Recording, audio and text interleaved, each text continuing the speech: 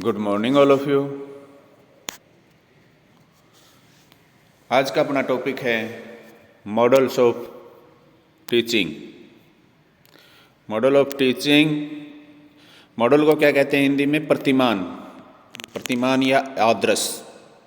और टीचिंग होता है शिक्षण, यानी कि शिक्षण का आदर्श, शिक्षण के प्रतिमान, शिक्षण का आदर्श, शिक्षण के प्रतिमान, मॉडल ऑफ टीचिंग।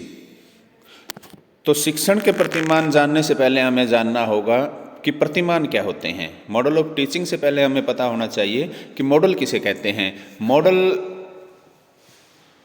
शब्द का हिंदी रूपांतरण है प्रतिमान। मॉडल शब्द का हिंदी रूपांतरण प्रतिमान है कि किसी भी वस्तु के ढांचे को दोबारा से पैदा करना, दोबारा से पैदा करना, उसको दोबारा से जानना, वो प्रतिमान कहलाता है।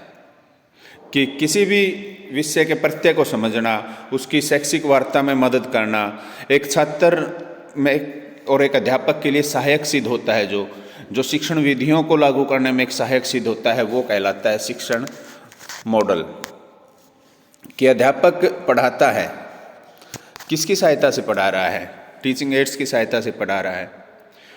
तो वो टीचिंग एड्स है जो मॉडल है, ज्यों का त्यों उसका वहाँ पे न जाने से अच्छा है कि हम ताजमहल को दिखाएं। ताजमहल को दिखाने जाएंगे तो वहाँ पे ट्रैवलिंग फंड होगा, टाइम वेस्ट होगा। इससे अच्छा है कि उसका मॉडल तैयार करके हम कक्षा में दिखा सकते हैं, जो विद्यार्थियों को सीखने के लिए सहायक होगा। और साधारणतः जो भी आंकड़े हैं, जो उनके कार्य का लघु रूप हो जाएगा, उसका प्रतिनिधित्व करेगा, उसके सुधारात्मक कार्य होगा। मॉडल एक क्या है? एक सुधारात्मक कार्य है, शिक्षण में एक सुधार लेके आता है और ठीक तरह से समझने के लिए विद्यार्थी को एक सहायक सिद्ध होता है। प्रतिमान वो होता है, मॉडल वो होता है। मॉडल को हम एक आदर्श का रूप भी दे सकते हैं। मॉडल के चरण होते हैं कि कोई भी मॉडल है उसका अर्थ को जानना बहुत ज़रूरी है। कि शिक्षण प्रतिमान को जानने के लिए, शिक्षण को प्रभावशाली बनाने में जो मॉडल मददगार साबित होता है, उसमें ऑडियो विजुअल एड्स हो सकते हैं, या कोई मॉडल हम वैसे वर्किंग मॉडल या नॉन वर्किंग मॉडल तैयार कर सकते हैं, जिसकी सहायता से हम विद्यार्थियों के समक्ष पेश कर सकते हैं और उनको उदाहरण देके उनको समझाया जा सकता है, विषय वस्तु से अवगत उनको करवाया जा सकता है। डेविस ने क्या कहा है? मॉडल की परिभाषा दी है कि मॉडल क्या होती हैं। जो व्यू रचनाएँ हैं, जो व्यू रचनाएँ, उनके अनुदेशन को व्यापक विधियों में ढालना, व्यू रचनाओं को और के अनुदेशन को व्यापक विधियों में डालना प्रतिमान कहलाता है।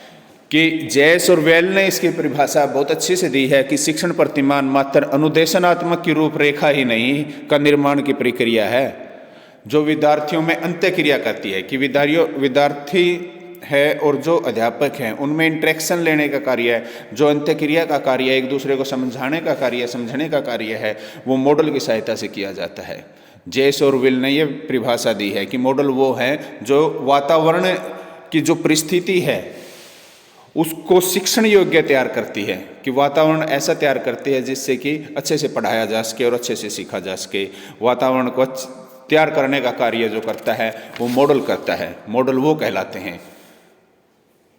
अगर इसके लाभ देखें, इसके महत्व देखें, बहुत सारे इसके लाभ हैं। निश्चित प्रक्रिया करवाता है, लक्ष्य निर्धारित करवाता है, उद्देश्य निर्धारित करवाता है, वैज्ञानिक ये पद्धति है, पाठ्यक्रम को एक स्वरूप देता है, और जो टीचिंग व्यूज हैं उनको एक स्वरूप देता है, मार्गदर्शित ये करता है, उपलब्धि ग्रहण करवाने में भी ये सहायक सिद्ध होता है, टीचिंग इन्वायरमेंट पैदा ये करता है, आंकड़े इकट्ठे करने में और उन छात्रों का वर्गीकरण करने में, व्याख्या करने में भी सहायक है। शिक्षण प्रतिमान यदि तैयार करते हैं हम, तो वो उस टॉपिक के अनुरूप होना चाहिए ताकि बच्चों में रोचकता आए। जो आप क्लास में टॉपिक करवा रहे हैं, जो भी लेसन आप करवा रहे हैं, उसके अनुरूप उसको होना चाहिए ताकि उसमें सहायता मिले, करवाने में एक सहायता मिले, कि जिससे कि विद्यार्थी का जो माइंड है उसी टॉपिक पे रहे, उनको दिखता भी रहे, सुनाई भी दे। तो ये है मॉडल ऑफ टीचिंग। तो आज का अपना टॉपिक है कि ब्रोनर्स का है, J.S. Bruner's concept attainment model. J.S. Bruner है इनका नाम, कि इनका J.S. ब्रोनर। कि उनका concept attainment model. Attainment model क्या होता है कि शिक्षण का संप्रत्यय उपलब्धि प्रतिमान, शिक्षण का संप्रत्यय उपलब्धि प्रतिमान, इसका हम कह सकते हैं कि इसका संक्षेप में वर्णन कीजिए, इसके बारे में अपने विचार रखिए। उपलब्धि प्रतिमान, उपलब्धि मॉडल है वो क्या है, उसके विचार रखिए। जैसे आप देख रहे हैं स्क्रीन पर अब कि शिक्षण संप्रत्यय का उपलब्धि प्रतिमान क्या है। क्वेश्चन कैसे भी आ सकता है कि उसको डिस्क्राइब कीजिए स्टेप वाइज कि कैसे यूज करते हैं, उनके विभिन्न सोपान, उनके भाग। सोपान क्या होता है? भाग, पढ़ाओ। उपलब्धि विस्तार पूर्वक वर्णन कीजिए। तो कोई भी मॉडल है उसको समझने के लिए, उसके अर्थ को जानने के लिए विद्यार्थियों वैसा ही वातावरण निश्चित करें वहाँ पर कि विभिन्न प्रकार की जो उसके संबंधित स्थितियाँ हैं वो सीखना। हमारा वातावरण जटिल है, इसमें कई किस्म की इसमें वस्तुएं भरी पड़ी हैं और उन संप्रत्यय उपलब्धि प्रतिमान का तथ्य बोध करवाया जाता है। संप्रत्यय उपलब्धि प्रतिमान से उस संप्रत्यय का बोध करवाया जाता है। विद्यार्थियों की जो बौद्धिक अक्षमताओं हैं उनको विकसित करने के लिए उसके आगमन तर्क का विकास किया जाता है। संप्रत्यय जो प्रतिमान है उससे संबंधित कि जे.एस. ब्रूनर ने उपलब्धि प्रतिमान के पार्ट्स बनाए हैं अलग से, कि कोई भी मॉडल है उनके ये सभी के पार्ट्स होते हैं कि उद्देश्य होगा, उसकी संरचना होगी, उसकी सामाजिक प्रणाली होगी, उसकी मूल्यांकन होगा और उसका प्रयोग होगा। कोई भी प्रतिमान है उसके 5 स्टेप जब तक कंप्लीट नहीं होंगे वो प्रतिमान कंप्लीट नहीं होगा। कि कोई भी प्रतिमान है उसका एक उद्देश्य होता है, एक फोकस होता है। फोकस क्या है इस प्रतिमान को? उपलब्धि प्रतिमान का मुख्य है कि आगमन तरह वो करके कि उसकी घटनाओं और व्यक्ति आदियों के बारे में वर्ग विभाजित करके उनको ज्ञान करवाना, कि विद्यार्थियों को ज्ञान देना, कि रीजनिंग पावर से उनको समझाना कि किस तरह से इस टॉपिक के अंदर क्या है, लेसन प्लान में क्या है, क्या आपके बारे में बताया गया है, वो उनको ज्ञान अवगत करवाना। अलग अलग उनका विभाजन करके वर्ग का, उसकी संरचना कैसी होनी चाहिए। जो भी शिक्षण प्रतिमान है उनके सभी की संरचना होती है। तो उपलब्धि जो प्रतिमान है उसकी क्या संरचना है? इस प्रतिमान का तत्व 4 अवस्थाओं से आता है, कि 4 अवस्थाओं से होकर गुजरता है। पहली अवस्था कि विद्यार्थी को सूचना प्रदान करवाना, सूचनाएं दी जाती है, उदाहरण के माध्यम से प्रत्ययों को जान लेना। दूसरी अवस्था में जो भी विद्यार्थियों को समझाया गया है सूचना का, उनका विश्लेषण करना, उनका एनालाइज करना। सूचना ली, उनका एनालाइज किया। फिर तीसरी अवस्था और चौथी अवस्था में उन सूचना का जो विश्लेषण किया उनके एक रिपोर्ट तैयार करना, और उनको असंगठित हैं उनको संगठित करने का कार्य किया जाता है। कि उपलब्धि प्रतिमान कौन है जो उसकी सूचना लेना नंबर 1, फिर उनको एनालाइज करना, फिर असंगठित हैं उनको डाटा इकट्ठा कर लिया, फिर उनको संगठित करने का कार्य किया जाता है। क्रमबद्ध तरीके से लगाया जाता है। नेक्स्ट स्टेप आ जाता है इसका सामाजिक प्रणाली, जो सोशल सिस्टम है।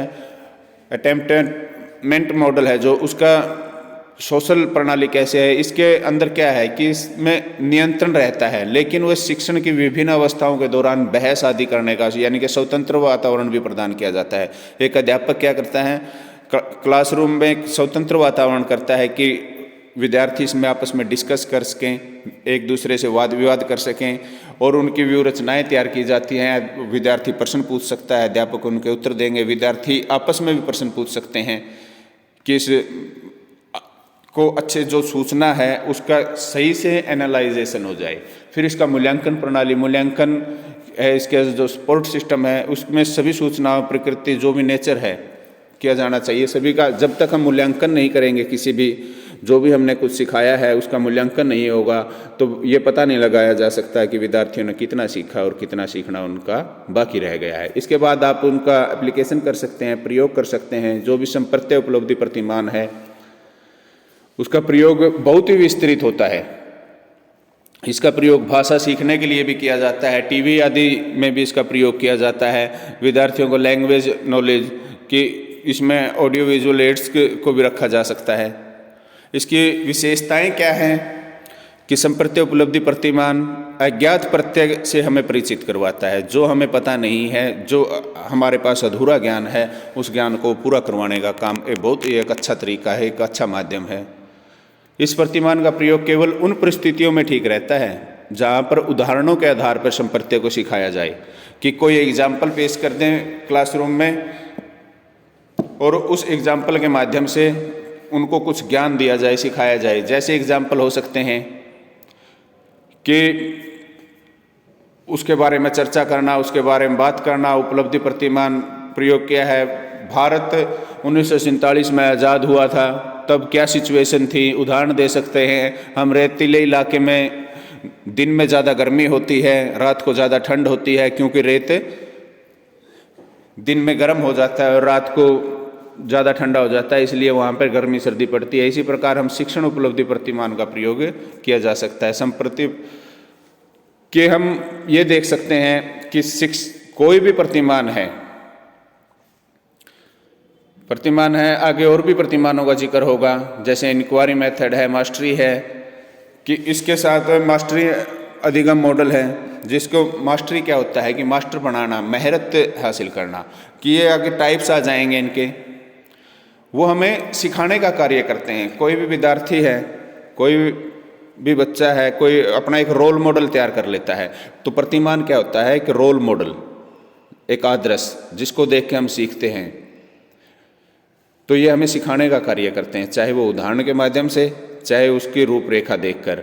जैसे एक मिस्त्री है, मकान बनाता है, उससे पहले हम उसका एक मॉडल तैयार कर लेते हैं।